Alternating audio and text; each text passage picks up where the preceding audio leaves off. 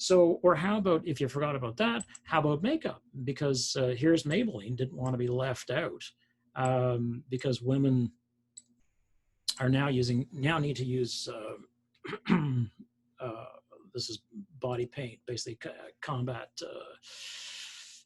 paint that you would put on in the field, so that the white disappears. Basically, don't look so white.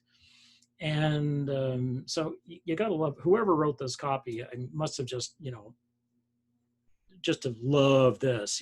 When you're in the field, you shouldn't have to worry about your makeup. New active combat colors, they won't run, so you won't have to either. Now, this issue of these, maybe she's born with it, maybe it's Maybelline. Oh my God. When I saw this kind of thing, it's like, this is completely the naturalization of taking women who have now joined the military, who have by default, and I'll talk about this, wound up as frontline troops. And so now this breaks down the final sort of, there are now no borders or no boundaries for women in the military. They can now apparently do every job. Every job is open to them, where it used to be something like, I don't know, 60% of the jobs are open. Now I think it's 99%. There are some jobs, and I'm trying to remember what they are, that they still won't give women. I cannot remember what they are, but they're not the jobs you would expect. Like, it's not SEAL Team 6 or something like that. It's like, no, women can join the SEALs. Go ahead. you want to be a secret killer, go for it. These colors won't run is a reference to this, which became a fight between the Democrats and the Republicans during the 2008 campaign and the lead up to the 2008 presidential campaign, where every time a Democrat said, because it usually was somebody in a blue state said, we should get out of Iraq, or we should stop fighting, or then somebody would say, you're not a patriot, you're weak, you're a coward, and then somebody would say, I'm a Republican and my colors don't run. In other words, the idea, I'm not a coward. So I've given you a couple of examples here of things you could buy. You got this eagle here. You got this bald eagle. I love that it's like you can't write this stuff. These colors don't run. Statue of Liberty, subtly visible in eagle's eye, and I love the fact that it's not possessive. It's just eagles. Plural eagles. This is many eagles eye. Okay, I love it. And then you'll notice the stock number, 911, 911. So you're not because you're calling for help, but because it's 911. So that's what the Maybelline ad refers to, right? Is that these are the colors that won't run because you're not a coward, and because women are now on the battlefield and they're tough as nails and so on. Okay. So this, of course, is a false dilemma, that these colors don't run. Like, either you are a patriot or you're a coward.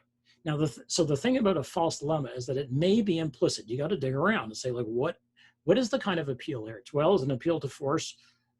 Yes, but more to the point, it's saying you're a coward. If you run, you are a coward. What are my two options here? I run, I'm a coward, or I stand, I'm a patriot. That's it. Those are my two options. So it's a false dilemma. Okay. So it may take a while of digging around, sort of say, well, what's going on? How is this? Like, is this integration propaganda? Yeah, to an extent. But remember that integration propaganda tends to be a little bit subtler. Like, although this ad is not subtle, still people look at that and go, haha, that's kind of funny.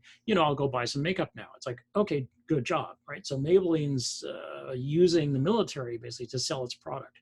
Okay, fine. But the main idea is to integrate you into feeling of, it's like, well, what did you do for the cause today? Well, I bought Maybelline makeup, which is good, and the colors won't run when you're working out on the obstacle course as you're doing Marine training as a woman. To give you an example of basically the way how fussy things are. Here's this Amanda Bynes movie, which thank goodness crashed, burned, and bombed, to use three war terms. And here she is with an arm, and here she is with somebody else's arm, right? So the one over there, it may be over there, it's probably over here, yeah, where she's throwing up the peace sign, was the one that was released in Britain. But when this came over and was released in America, they had to change her picture. Then they had to remove the peace sign and put her arm down. So you can see the Photoshop there. They also made her a little bit more tan.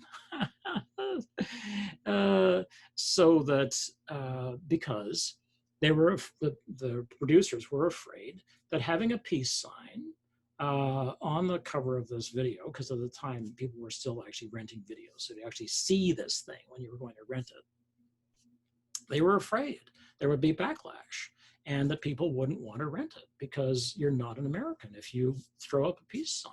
That's not an American. Just, we don't believe in peace.